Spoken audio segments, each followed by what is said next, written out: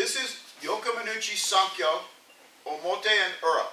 As the toe moves, you're staying on your toe, egg under the heel. And you're almost on the attacker's center line. So this is an atemi in here. Old Sensei talked about there being 75–80% of atemi when you're executing techniques. Saito Sensei also stretched a lot of atemi, maybe about 85–90%, and the same with Nishio Sensei. Actually, from what I practiced with the Nishio style, Nishio Sensei was often 2 or 3 strikes to every 1 strike that the attacker had an option for. Nishio Sensei was moving in and out so that at almost any point in the technique, he could throw an atemi and have it be able to connect. Atemi just means strike. It could be a punch, it could be a shuto strike, could be a step. Those are very rare. I'll point these out as we go through this. As he comes in with a strike, this is going up. There's actually 2 strikes in one right there. So one's a kiriage coming up toward the chin, and the other one is coming in toward the bridge of the nose or just above the eye on the side where the strike is coming from. And you're creating a block against the strike that's coming in, because if this is occupying the space, the strike has a real hard time of getting in. As he starts to strike here, and then this comes down, there's another atemi right there. This is coming around. As this comes up, you have atemis here, or in under the chin, and this would flow very nice, going from here and up into the chin, and rolling around and back to the hand as that comes down to catch the Sankyo. And I'm back 90 degrees to his stance and drawing him off balance by taking him to the outer knee. He's actually leaning on my right leg right now, so it means that he's pinned on his left foot and can't move. He may be able to come forward a little bit, but as he does, I'm going backwards and up into this, and that jacks him up. Now, from here, we'll do a cut, and this is like your hips are whipping a full 180 degrees, which makes it a very powerful cut down. So, and then I'm going to step across the line here, but like there's an imaginary line that is coming off of his shoulders and through this way. So I'm stepping across that line, and the slice is coming down the back of his arm through. There's a groove into tricep on the back of the arm, and you're going right through that groove, and there's a nerve down in here just above the elbow, and you're going right across that nerve at the same time. And then this foot is going to step across the line and back behind this foot, which gets my body out of the way, and it also whips my hips again, which draws him down. Step in, and a Sankyo pin. Watching it once more, as he comes in, there's a kiriage up and a counter strike there, and then coming down to there, counter strikes on the ribs. As this rolls up, catches in here, that this can be a strike coming into the armpit, into the chin, and rolling back and down, and catching the hand and rolling this back. And then as I bring my forward foot back, it puts the Sankyo on very strong.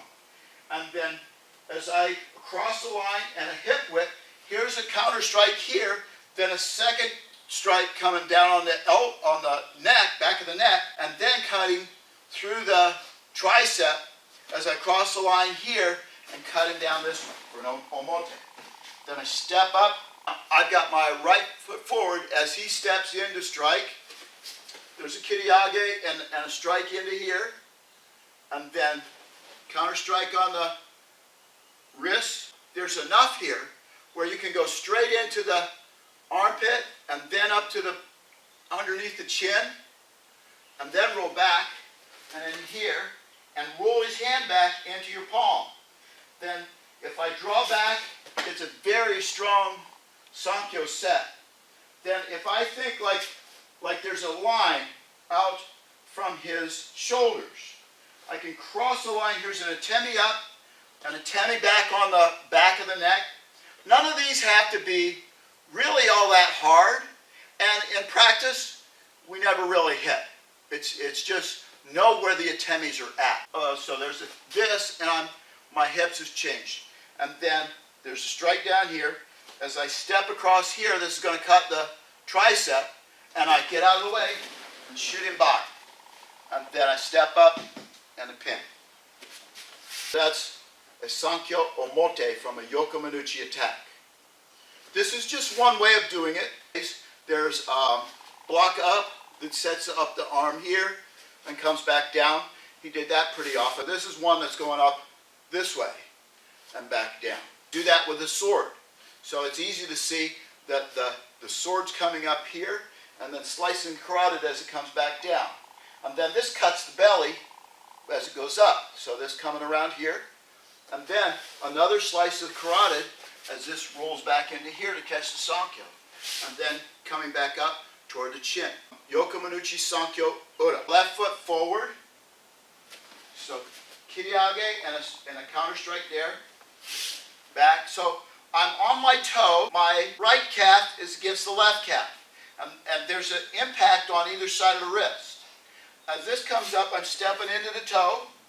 I'm going to roll in and catch the Sankyo here. I'm cut this back and set the Sankyo. Then the same cut down as the Omote here, but then I'm going to come around and I'm going to impact right at the bend of the elbow, at the inside of the elbow, and step the same time.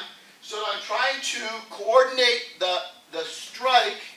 I'm trying to coordinate the strike on his elbow and the spin at the same time. And there's a little bit of torque on the hand at the same moment. So here, and spin him around. Step up and pin.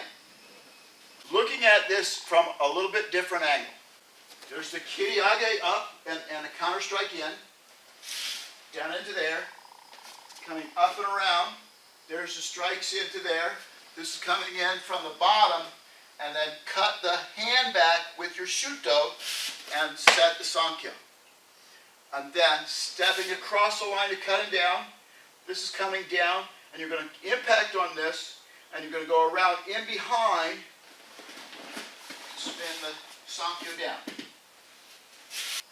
Okay, this one I'm going to do with my left foot back. Here, this is coming up again. There's the counter strikes into there, rolling into here, and back and into here. There's the set. Then cross the line and a cut down and impact. Then you're coming down and you're going to impact on the elbow and step and spin at the same time. And a little bit of torque on the hand as you twist. But that little bit of torque on the hand causes the shoulder to buckle a little bit more and takes that balance just a little bit more. This is a Yokomenuchi Sankyo Omote and Ura in the Nishio style.